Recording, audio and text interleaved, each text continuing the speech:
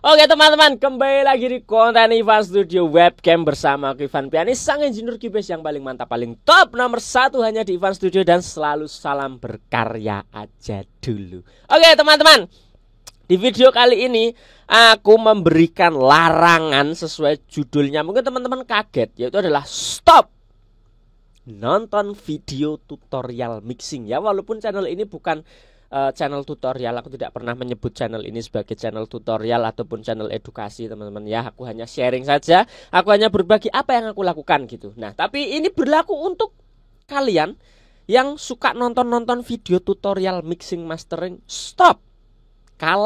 Nah jangan salah paham dulu teman-teman. Kalau tidak nonton videonya sampai habis, langsung saja kita ke projectnya dulu. Let's go. Boom. Nah sebenarnya project di sini nanti tidak akan aku praktekkan banyak. Ini videonya juga akan singkat saja teman-teman. Kenapa kok aku melarang teman-teman itu berhenti nonton video tutorial? Ini seperti kontennya Bang Ginda Bestari itu kan, yang ya stop nontonin video tutorial gitu, mixing gitu. Karena nah itu aku mencuri idenya Bang Ginda tapi dengan versiku ini ya teman-teman. Kenapa? Karena banyak teman-teman yang salah mindset teman-teman. Yang pertama adalah teman-teman itu salah mempersepsikan sebuah video itu untuk meniru step-stepnya, langkah-langkahnya. Iya betul sih gitu. Tapi yang kurang tepat adalah teman-teman lupa untuk mengambil intisarinya, atau teman-teman kebanyakan itu tidak mendapatkan konsep dasarnya atau mindset cara kerjanya saat mixing dan mastering itu bagaimana. Itu yang menurutku adalah hal yang salah dan kurang tepat ketika teman-teman nonton video-video tutorial, entah itu videoku, videonya Bang Ginda, ataupun siapapun itu, Artsonika, Hertol, dan semuanya itu teman-teman. Contoh teman-teman, kita buka di track vokal. Nah kalau aku buka track vokal seperti ini dengan menunjukkan plugin-pluginnya, efek-efeknya, kemudian step-stepnya apa aja urutannya gitu, pasti yang muncul pertama kali di pikiran kalian apa coba teman-teman? Yaitu adalah, Bang, plugin untuk vokal itu apa saja? Mas, kalau mastering itu pluginnya apa aja? Kalau drum itu pluginnya apa aja? Kalau gitar itu pluginnya apa aja? Selalu, iya ataupun tidak, kalian pasti selalu menanyakan seperti itu. Nah itulah yang aku tadi bilang bahwa konsepnya kurang tepat teman-teman.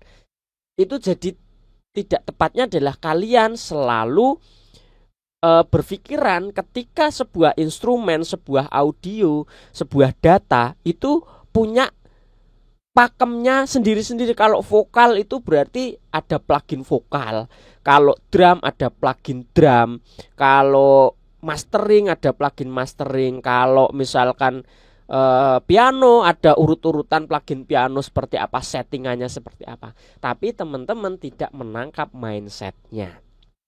Contoh teman-teman, kalau teman-teman lihat di videoku yang saat ini, urutan pluginnya untuk vokal adalah yang pertama saturasi, yang kedua saturasi, yang ketiga saturasi pakai kompresor, tapi ini juga saturasi, yang keempat deesser, yang kelima EQ.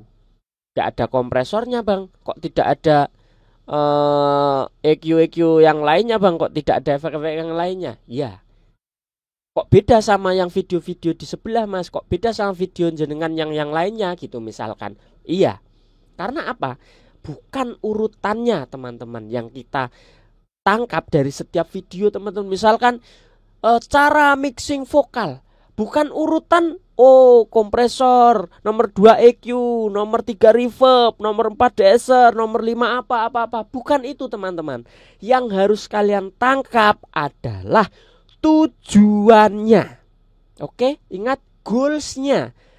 Jadi dirubah sekarang pola pikirnya. Yang tadinya pola pikirnya, Mas plugin drum itu apa aja, Mas plugin vokal itu apa aja, sekarang dirubah teman-teman, dibalik menjadi, Mas kalau misalkan drumnya mau punch, pakai apa? Jawabannya adalah bisa pakai kompresor.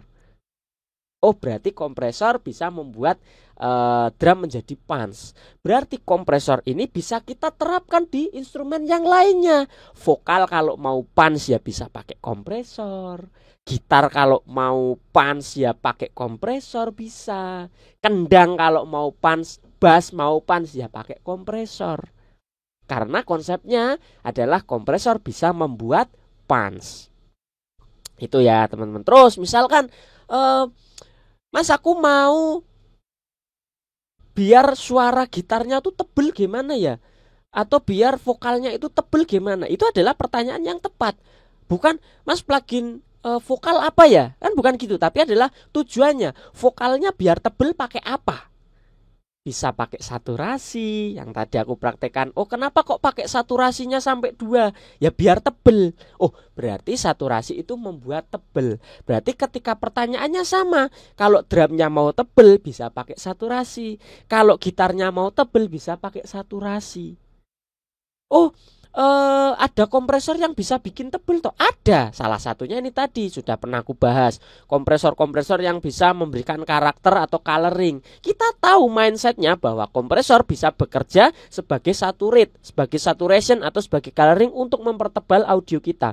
Berarti bisa untuk mempertebal. Maka kalau data audio kita tipis, tepos, kosong, kopong, kita bisa mempertebal dengan kompresor ABCD misalkan, jenisnya ini sudah ada teman-teman. Jadi oh ternyata kompresor bisa mempertebal dan lain sebagainya. Jadi sekali lagi video ini hanya menegaskan teman-teman ya. Video ini tidak banyak praktek, aku hanya banyak bacot aja. Tapi semoga teman-teman nangkep, karena ini akan memperbaiki pola pikir kita bersama teman-teman, supaya tidak terlalu jauh dan terlalu lama terus-terusan kita di jalan yang sesat gitu ya teman-teman. Kita sama-sama kembali ke jalan yang benar yuk gitu ya. Jadi jangan lagi pola pikirnya itu bahwa mixing itu pakem ABCD urutannya. Tidak teman-teman. Plugin vokal ABCD, plugin gitar ABCD, plugin drum ABCD, tidak teman-teman. Yang namanya mixing itu sesuai dengan tujuannya, sesuai dengan goalsnya, sesuai dengan kebutuhannya. Teman-teman butuh EQ. Kenapa? Karena teman-teman mungkin mau ngebus high frekuensi. Supaya apa? Supaya lebih bright, lebih open, tidak mendem. Kan gitu. Jadi bukan lagi pertanyaannya, Mas kalau vokal itu EQ-nya di berapa aja? Ya nggak bisa disamakan teman-teman. Antara vokalku dengan vokalmu tentu berbeda. Mungkin vokalmu itu suaranya mendem, vokalku suaranya terlalu cempreng. Berarti aku perlu memotong high frekuensi, kalian perlu ngebus high frekuensi. Dari situ saja kan sudah berbeda teman-teman. Dengan ngomongin satu hal yang sama, yaitu frekuensi. Belum lagi jenis mikrofon. Mikrofon yang kamu pakai mungkin harganya 5 juta, lebih clarity. Sedangkan mikrofonku harganya 500 ribu, lebih mendem, lebih jelek. Berarti kan aku EQ-nya harus lebih effort. Ngebus high frekuensi, ngebus mid, ngebus ini, supaya mendapatkan karakter yang ideal. Sedangkan teman-teman kalau ngikutin caraku dengan EQ yang sama, ya hancur. Karena mikrofon kalian sudah bagus, frekuensinya sudah lengkap. Kenapa harus dibus gitu? Gara-gara nonton videoku. Nah, jadi itulah kesalahan berpikir ketika kita hanya meniru, menjiplak tanpa kita memahami mindset dasarnya atau konsep dasarnya. Itulah yang aku maksud dari judul video ini teman-teman, yaitu stop nonton video tutorial. Kalau teman-teman hanya yaitu tadi plek-ketiplek, jiplak urutannya tanpa berpikir panjang, tanpa tahu konsep mendasarnya, tanpa tahu basicnya, tanpa tahu mindsetnya, itu hanya akan menyesatkan teman-teman gitu. Jadi mulai sekarang ketika teman-teman nonton video tutorial apapun itu, dimanapun itu videonya, siapapun itu, tolong teman-teman tangkap mindsetnya, cara kerja sebuah proses tersebut atau plugin tersebut. Kemudian teman-teman ketahui tujuannya, goalsnya. Aku yakin para konten kreator di sana itu, di YouTube, di TikTok, yang menjelaskan sebuah proses mixing, mastering, pasti mereka menjelaskan dan menyebutkan tujuannya kok.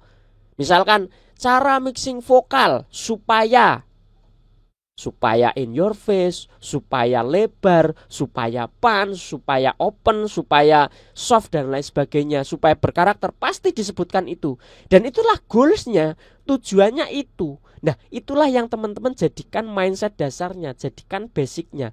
Oh, berarti dengan cara seperti ini itu untuk dapat punch, untuk seperti ini itu untuk dapat lebar.